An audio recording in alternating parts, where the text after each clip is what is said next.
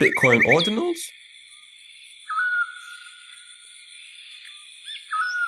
In this episode of The Chop, we are going to look at Bitcoin Ordinals, which are a new type of NFT on the Bitcoin blockchain. They are quite a new development, only launching in January 2023 and have already caused quite a stir. In order to understand what Ordinals are in more details, we're going to recap what an NFT is, as Bitcoin Ordinals are a type of NFT. NFT stands for non-fungible token. Non-fungible means unique and non-replaceable. Token means it's a replication of some real or digital asset that has been tokenized. So essentially, NFTs are a way to denote ownership of a real world or a digital asset. NFTs were popularized on the Ethereum blockchain with token standard ERC 721 in 2017. However, other blockchains since introduced their own NFT standards, such as Solana. Now, more recently, an NFT standard known as Ordinal has been developed for Bitcoin. So how are Ordinals inscribed? How are they made? Let's have a quick look at how NFTs are minted on Ethereum first to gain some understanding. So there are two ways. The first requires a more in-depth understanding of blockchain encoding, whereas the second method is much more simpler and is done through third-party marketplaces such as OpenSea and Rarible for a fixed fee. A minting process known as lazy minting has also been introduced recently, which is a way that NFT can be made for free, with the minting fee only being paid once the NFT gets sold. Just a quick side note, many ETH NFTs are now ERC1155, particularly those minted through OpenSea's collection manager option, as the ERC1155 option allows new features such as batch transfers and enhanced security features such as safe transfer. Now, inscribing an ordinal is the same as minting an NFT. However, with ordinals, it's sometimes referred to as inscribing because they are inscribed onto Satoshis themselves as opposed to being a separate token on the host blockchain, like with Ethereum NFTs.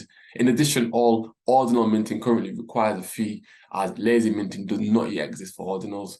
Ordinal theory, developed in 2022 by a person known online as Rodamore, gives individual Satoshis identities, allowing them to be tracked, transferred, and to have meaning inscribed to them.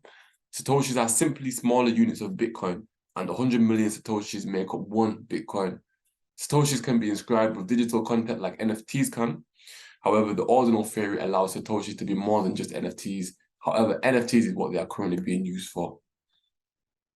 Now, minting an ordinal on the Bitcoin network follows a similar route to ETH and other network NFTs. That again is a more technical, first principled way to do it, which involves understanding coding on blockchain, and there's a more simplified way to do it, which consists of a third-party front-end service that provides a simple minting interface for users, similar to OpenSea and Rarible for ETH and Polygon NFTs.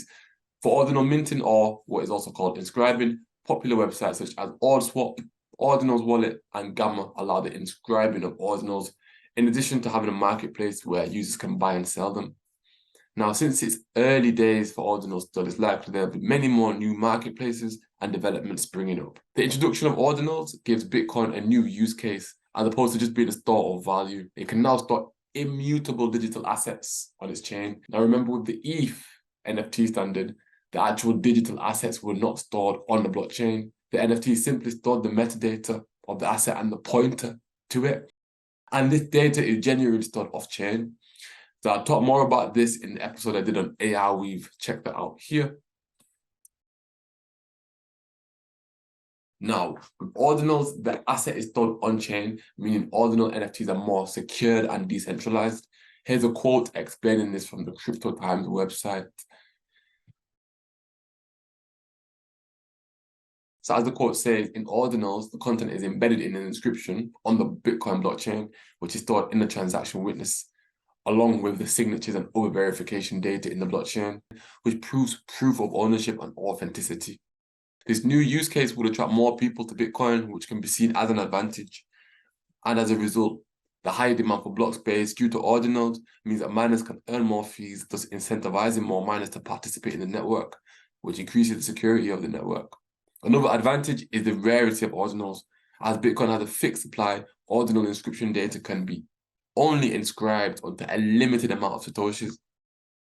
Now, not all reaction towards Bitcoin ordinals has been positive. Some would even argue that some of the advantages previously mentioned are in fact disadvantages. For example, some would argue that the high demand for block space makes it harder for node operators to run full nodes. as running a full archival node will now require more hard drive space, which may lead to higher technical requirements and further centralization of the network. Another disadvantage may be that ordinals will affect Satoshi's fungibility.